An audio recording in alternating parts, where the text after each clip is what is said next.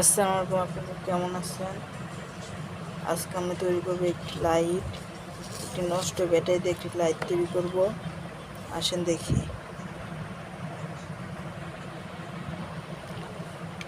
প্রথমে সুপারগুলো আটা দিয়ে লাইট লাগিয়ে নিব।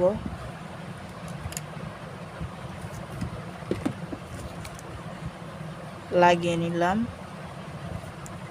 এখন সুইচটি লাগিয়ে নিব। সুইচটি লাগালাম। এখন সুইচে দুইটা তার লাগিয়ে নিব। দেখেন কীভাবে লাগাই, এরকম করে লাগিয়ে নেবেন সুইচে তার।